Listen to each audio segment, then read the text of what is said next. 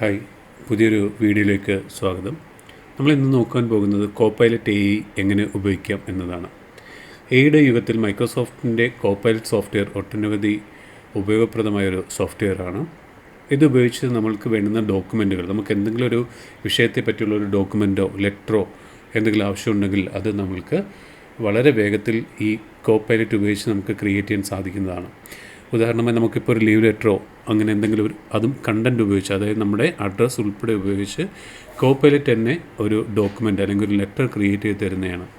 അപ്പോൾ അതിനായിട്ട് നമുക്കതിനകത്ത് നമ്മുടെ ഡീറ്റെയിൽസും അല്ലെങ്കിൽ നമ്മുടെ എന്ത് ടൈപ്പ് ലെറ്ററാണ് വേണ്ടുന്നത് അല്ലെങ്കിൽ എന്ത് ടൈപ്പ് ഡോക്യുമെൻ്റാണ് നമുക്ക് ആവശ്യമുള്ളത് അത് നമ്മൾ കൊടുത്താൽ മാത്രം മതി, അത് തന്നെ ക്രിയേറ്റ് ചെയ്ത് തരുന്നതാണ്. തന്നെയല്ല ഒട്ടനവധി സജഷൻസും അത് നൽകുന്നതാണ്. മറ്റൊരു ഉപയോഗം എന്ന് പറയുന്നത് ഡിസൈനേഴ്സ്, ബാനേഴ്സൊക്കെ ചെയ്യാനായിട്ട് നമുക്കെന്തെങ്കിലും പോസ്റ്റർ ചെയ്യണം അല്ലെങ്കിൽ ഒരു ബ്രൗഷർ ചെയ്യണം, അതിനെല്ലാം കോപ്പൈലറ്റ് ഉപയോഗിക്കാൻ സാധിക്കുന്നതാണ്. ഇതിൻ്റെ മറ്റൊരു പ്രത്യേകത, നമ്മൾ എന്തെങ്കിലും ബാനറോ ഡിസൈൻസോ ഒക്കെ ചെയ്യുമ്പോൾ തികച്ചും കോപ്പിറൈറ്റ് ഇല്ലാത്ത കണ്ടൻറ്റ്, അതായത് മറ്റൊരാൾ വ്യക്തിയുടെ പിക്ചറോ എന്തെങ്കിലും നമ്മൾ ഉപയോഗിക്കുകയാണെങ്കിൽ സാധാരണ ഇത് കോപ്പിറൈറ്റ് ഇഷ്യൂസ് വരുന്നതാണ്. അതായത് നമ്മൾ ഓൺലൈനിലൊക്കെ സബ്മിറ്റ് ചെയ്യുമ്പോഴത്തേക്ക് അത് കോപ്പിറൈറ്റ് വരുന്നതാണ്. മറ്റൊരു വ്യക്തിയുടെ കണ്ടൻറ്റോ അല്ലെങ്കിൽ ഫോട്ടോയോ ഒന്നും തന്നെ നമുക്ക് യൂസ് ചെയ്യാൻ പാടില്ല. എന്നാൽ കോപ്പൈലറ്റ് ക്രിയേറ്റ് ചെയ്ത് തരുന്ന കണ്ടൻറ്റ് ഒരിക്കലും കോപ്പിറൈറ്റ് ഇഷ്യൂസ് ഇല്ലാത്തതാണ്. അതായത് അത് തന്നെ മാനുവലി ക്രിയേറ്റ് ചെയ്ത് തരുന്ന അല്ലെങ്കിൽ പല കാര്യങ്ങളുടെ സംയോജിപ്പിച്ച് ക്രിയേറ്റ് ചെയ്ത് തരുന്ന ഡോക്യുമെൻ്റ് ആയിരുന്നു അല്ലെങ്കിൽ ബാനറാണ്. അതിനൊരിക്കലും കോപ്പിറൈറ്റ് വരാറില്ല. അതായത് നെറ്റിൽ നിന്ന് ഒന്നും തന്നെ അത് കോപ്പി ചെയ്യുന്നില്ല. നെറ്റിലെ ഇമേജസോ അല്ലെങ്കിൽ ഇൻ്റർനെറ്റിലുള്ള ഇപ്പോഴുള്ള ഇമേജസോ വീഡിയോസോ ഒന്നും തന്നെ അത് എടുത്തിട്ടല്ല നമ്മൾക്കൊരു കണ്ടൻറ്റ് ക്രിയേറ്റ് ചെയ്ത് തരുന്നത്.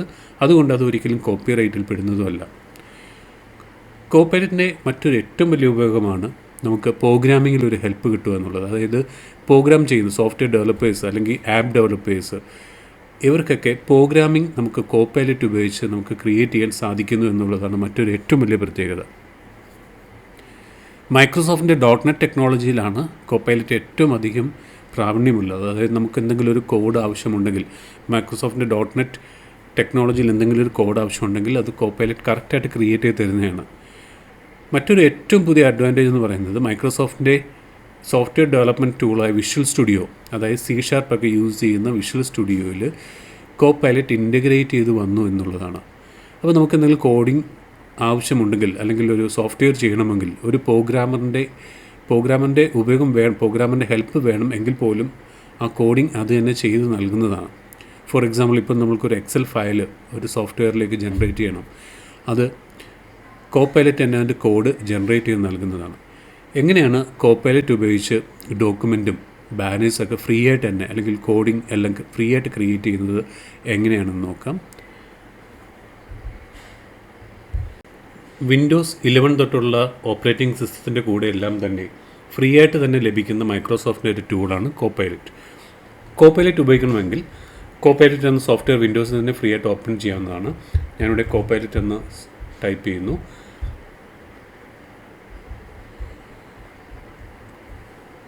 ഇതാ ഇപ്പോൾ കോപ്പൈലറ്റ് എന്ന സോഫ്റ്റ്വെയറാണ് ഓപ്പണായി വന്നിരിക്കുന്നത്. ഇതിനകത്ത് നമ്മൾക്കൊരു വെൽക്കം മെസ്സേജ് കാണാം. ഇതുപയോഗിച്ച് നമ്മൾക്കൊരു ഡോക്യുമെൻ്റാണ് ക്രിയേറ്റ് ചെയ്യേണ്ടത്. ഫോർ എക്സാമ്പിൾ, നമുക്കൊരു ലെറ്ററാണ് ഡ്രാഫ്റ്റ് ചെയ്യേണ്ടതെങ്കിൽ ഇവിടെ ആ ലെറ്റർ ഡ്രാഫ്റ്റ് ചെയ്യാൻ ടൈപ്പ് ചെയ്ത് കൊടുക്കാം. Create A leave letter. നമ്മുടെ പേരുൾപ്പെടെ ഇവിടെ ടൈപ്പ് ചെയ്ത് കൊടുക്കാം. സോ ഇവിടെ സെൻഡ് ബട്ടൺ കൊടുത്തു കഴിഞ്ഞാൽ, സബ്മിറ്റ് മെസ്സേജ് കൊടുത്തു കഴിഞ്ഞാൽ കോപ്പൈലറ്റ് തന്നെ ആ ഒരു ലെറ്റർ ഡ്രാഫ്റ്റ് ചെയ്ത് നൽകുന്നതാണ്. അതിൽ നമ്മൾ ക്രിയേറ്റ് ചെയ്ത അല്ലെങ്കിൽ ഞാൻ കൊടുത്ത നെയിം ഉൾപ്പെടെ ഇവിടെ വരുന്നതാണ്. അതേപോലെ മറ്റെന്ത് ഡോക്യുമെൻ്റ് ക്രിയേറ്റ് ചെയ്യണമെങ്കിലും കോപ്പൈലറ്റ് ഇതേ രീതിയിൽ ക്രിയേറ്റ് ചെയ്ത് നൽകുന്നതാണ്.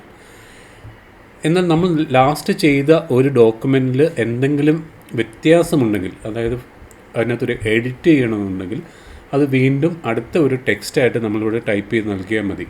അപ്പോൾ എനിക്കിവിടെ ഡേറ്റ് ആഡ് ചെയ്യാൻ ഞാൻ വിട്ടുപോയി എന്ന് വിചാരിക്കുക. ഞാൻ അതുകൊണ്ട് ഡേറ്റും കൂടെ പറയുകയാണ്. ഡീറ്റെയിൽ ആയിട്ടൊന്നും നൽകണമെന്നില്ല, ജസ്റ്റ് ആ കണ്ടൻറ്റ് മാത്രം ഒന്ന് ടൈപ്പ് ചെയ്ത് നൽകിയാൽ മതി. അത് ഓട്ടോമാറ്റിക്കായിട്ട് തന്നെ ഐഡൻറ്റിഫൈ ചെയ്തോളും. ഞാനിവിടെ ഡേറ്റ് എന്ന് മാത്രം ഇപ്പോൾ ഒന്ന് കൊടുത്തതേ ഉള്ളൂ. അത് ഓട്ടോമാറ്റിക്കായിട്ട് തന്നെ ഡോക്യുമെൻറ്റ് ഞാൻ പറഞ്ഞ ഡേറ്റിലേക്ക് ഡ്രാഫ്റ്റ് ചെയ്ത് തന്നതായിട്ട് കാണാം. അതേപോലെ ഒരു റെസ്യൂമാണ് നമ്മൾക്കിപ്പം ക്രിയേറ്റ് ചെയ്യണമെങ്കിൽ ഞാനിവിടെ ക്രിയേറ്റ് റെസ്യൂം എന്ന് പറഞ്ഞു കൊടുത്തു.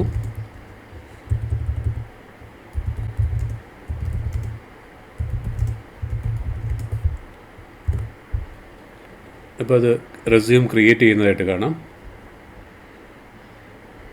നല്ലൊരു റെസ്യൂം കണ്ടൻറ്റ് തന്നെ അത് ക്രിയേറ്റ് ചെയ്ത് തന്നിരിക്കുന്നു. എൻ്റെ ലൊക്കേഷൻ ഉൾപ്പെടെ അത് ക്രിയേറ്റ് ചെയ്തു എന്നുള്ളതാണ് എൻ്റെ പ്രത്യേകത.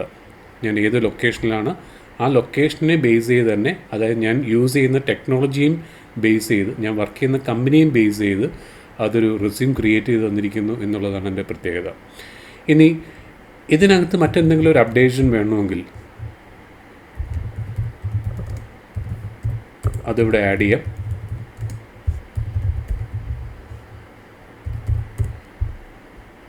ഞാൻ ഒരു അമെൻമെൻറ്റ് കൊടുത്തിരിക്കുകയാണ്.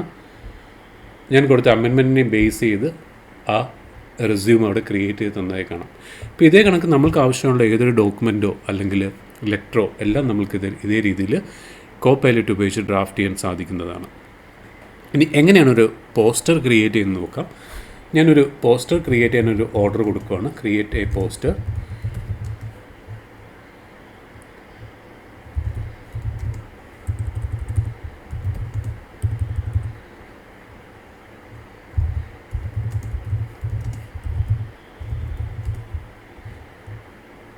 ഞാനൊരു ഇൻസ്ട്രക്ഷൻ കൊടുത്തു. Create A poster lady with laptop എന്ന് പറഞ്ഞൊരു ഇൻസ്ട്രക്ഷൻ കൊടുത്തു. നമ്മൾ എന്തെങ്കിലും ഒരു ടെക്സ്റ്റ് കൊടുത്താൽ മതി, അത്ര കറക്റ്റ് മീനിങ്ങിൽ വേണമെന്ന് പോലും ഇല്ല.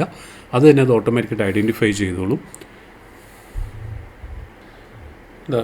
ഇതിപ്പോൾ ഒരു പോസ്റ്റർ ക്രിയേറ്റ് ചെയ്ത് തന്നിരിക്കുകയാണ്. അപ്പോൾ ഞാൻ ഇതിനകത്ത് വീണ്ടും ഇൻസ്ട്രക്ഷൻസ് കൊടുക്കുകയാണ്. Remove text.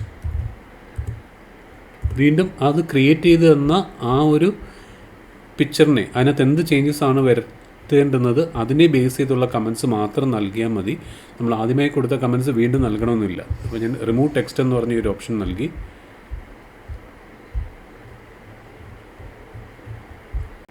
ഞാൻ ടെക്സ്റ്റ് റിമൂവ് ചെയ്യാൻ പറഞ്ഞതനുസരിച്ചിട്ട് അത് ആ ഇമേജിൽ നിന്ന് ടെക്സ്റ്റ് റിമൂവ് ചെയ്യണം.